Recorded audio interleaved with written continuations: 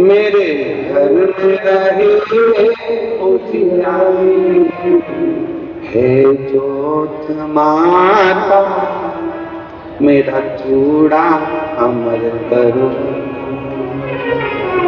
हे ज्योत माता मेरा चूड़ा उसी की पवित्र धारा भगवान स्वयं कर रहे हैं, स्वयं मेरे बाबा स्वयं कर रहे हैं। पार्वती जी कर रही है कि इस ब्रज रज में मेरे कृष्ण आए, मन जिस रज पर आप स्वयं विराजमान, स्वयं। एक नारी का जीवन माना कई कई पति अपशब्द कर देते हैं, गालियां दे देते हैं, आड़ा टेढ़ा कर देते हैं, ताने दे देते हैं, कोई शब्दों का बाण छोड़ देता है, कोई एक शब्द कर देता है, कोई गाली दे देता है। हम कहेंगे पतियों से भी अपने घर की अर्धांगिनी की अपनी पत्नी का सम्मान करना सीखो। वो पत्नियों से विशेष निवेदन रहेगा। वो चोटी वाली बाई की फिल्म देखी हो, देखिए, भला है बुरा है जैसा मेरा,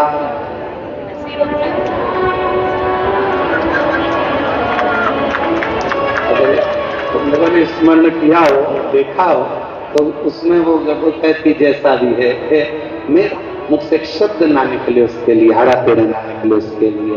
और मेरी जीजियों और मेरे जीजाओं, एक बात अपने भीतर उतार कर रखी है कि आप ब्रज की रज में रह रहे हो, प्रयास करना कि इस रज में वही जन्म लेता है, इस रज में वही आता है जिसको मेरे भगवान ने पूरी तरह से धोकर बर्तन को साफ करा हो, वही बर्तन स्टैंड पर रखा था, वही बर्तन, जिस बर्तन को मेरे बाबा ने, वो कहे ना बहू जिस बर्तन को अच्छे से धो लेती, मांज लेती, साफ कर लेती, विम पावर से सब अच्छे से उसको साफ कर लेती, पोंछ लेती है, वही बर्तन ऊपर अलमारी में रखा था, वही बर्तन स्टैंड पर रखा था। जो बर्तन झूठा होता है, गंदा होता है, चिकनाई वाला होता है, वो स्टैंड पे रखा होता है। अरे बोलो तो जम के अच्छे से दवाई निकालो, नहीं रखा रहता, कहाँ रखा रहता है? बाद बेसिन में, बर्तन मांजने वाली जगह पर मंजोते में वो बर्तन वहां पड़ा है, वो बर्तन वहां पड़ा है, वो बर्तन वहां पड़ा है। बस आप भी अंदाजा लगाना, जितने लोग जितने लोग आनंद में रह रहे हैं, जितने लोग कहीं उज्जैनी में, काशी में, मथुरा में, वृंदावन में, 84 कोस में कहीं आप निवास कर रहे हैं, चाहे कुबेरेश्वर धाम के नजदीक में रह रहे हो, सिद्धपुर नगर सियोर में रह रहे हो, चाहे तुम पवित्र भूमि पर निवास कर रहे हो, तो ये विचार कर रहना कि मेरे बाबा ने आपको घिस कर, मांझ कर, साफ कर कर अच्छे से प्रेम पर रख दिया है। आप वो बर्तन हो जो श्रेष्ठता में हो, जो आनंद का। अब वो सहज, इसीलिए कहते हैं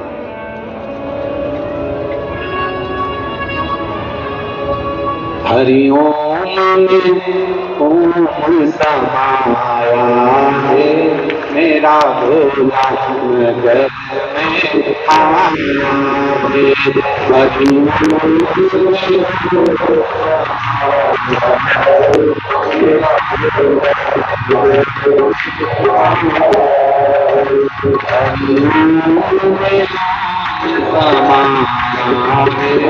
मेरा भोला नजर में आया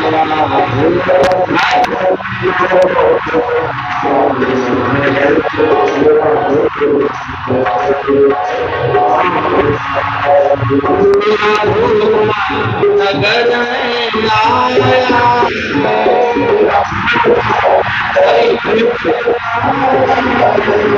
मेरा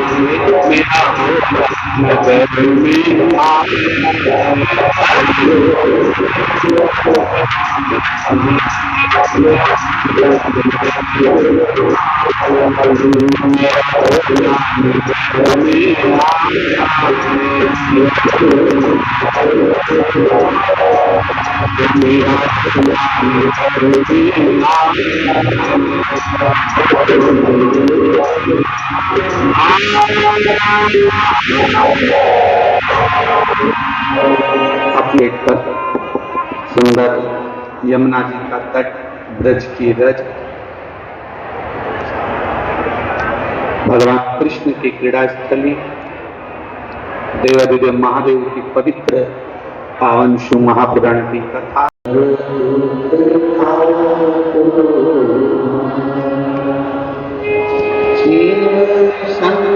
पर जपूं तेरी माला,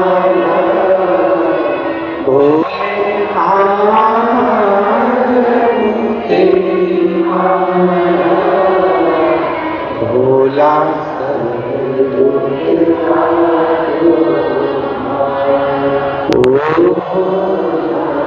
सब दुख वेश मंगल वेश मंगल शमशान वासी शमशान वासी सब दुख सब दुख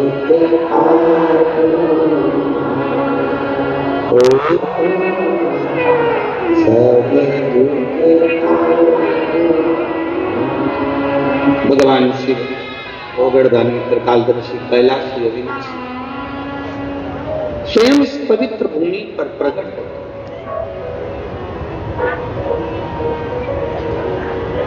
भजन करने का कोई स्थान निश्चित नहीं होता, पुण्य करने का कोई दिन निश्चित नहीं होता। उसी तरह भगवान शंकर के मंदिर में जाने का भी कोई दिन निश्चित, कोई दिन निश्चित। आप जिस भाव से जैसे श्रवण करना चाहें, जिस भाव से बाबा के दरवाजे पर पहुंचकर पंडाल में जहां जगह मिल जाए, ग्राउंड में जहां लोग बैठे बाहर बाहर, कितना कई जगह तो टेंट भी नहीं लगा, तो भी मेरे भोलेनाथ ने बड़ी कृपा करी है। उनको मालूम है पहले दिन है और पब्लिक ज्यादा आ जाएगी, धूप लगेगी, तो बाबा ने सुबह से सूर्य को अपने ढक कर रखा है, आपकी छाया बनाकर रखी, निकलने ही नहीं दिया। जैसे वो कोसी थी ना, तो कोसी कला की कथा आज भी करता है, तो कोसी का नाम सुनते से डरता है, उसने उगने नहीं दिया था, इसलिए कथा में उगा ही नहीं, ढका हुआ आज भी। और हमारे वो सारथी जी है ना, वो मुकेश जी, जो हमारे को विराट जी की दर्शन परिक्रमा करा के लाए, तो वो कह रहे थे आज तो गुरु जी समझ में नहीं, कल तो धूप थी, हमारे अग्रवाल जी बोल रहे थे बहुत तेज गर्मी पड़ रही थी, आज तो समझ में नहीं आ रहा ये गया था।